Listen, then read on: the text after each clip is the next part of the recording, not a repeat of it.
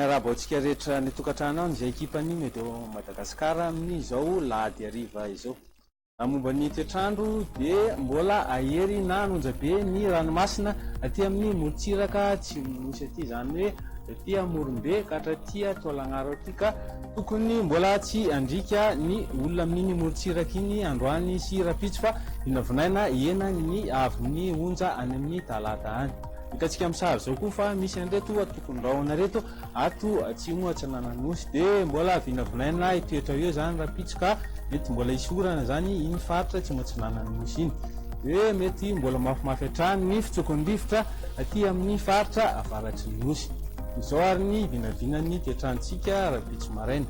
Misy orana malefaka ny aty amin'ny faritra Atsinana, zany hoe aty amin'ny distriktan'ny Toamasina aty sy amin'iny distriktan'ny Rivesta sy Vavatenina iny. Torak'izany koa dia mbola hisy orana ny aty amin'ny faritra Vatovavy-Fitovinany atsimo Atsinanana ary aty Tolagnaro aty.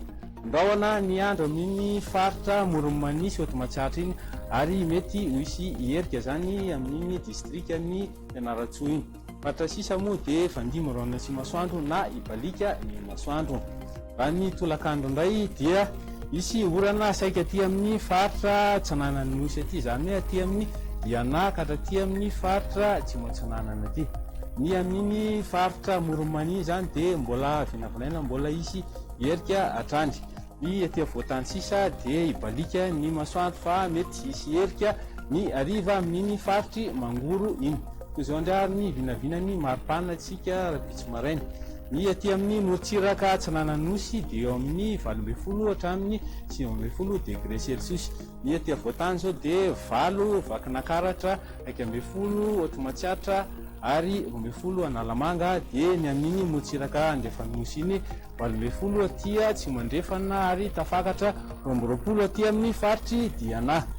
Raha ny tolakandro indray dia ny maripana aty avoatany dia eo amin'ny 20 hatramin'ny 20 degré Celsius. Tafakatra hatrany amin'ny 30 degré Celsius ny maripana ambony indrindra aty amin'ny faritry Boeny, Betsiboka ary aty amin'ny faritry Sofia aty. Izao indray ny vinavinan'ny toetrandro amin'ireto tanàn-dehibe reto. Fandimy raona sy masoandro any Paris, Nairobi sy Johannesburg.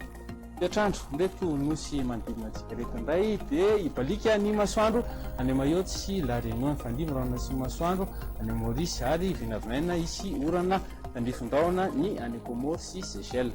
Izay indray ny azo atolotra anao amin'izao alina izao. Metraka ny mandrapona.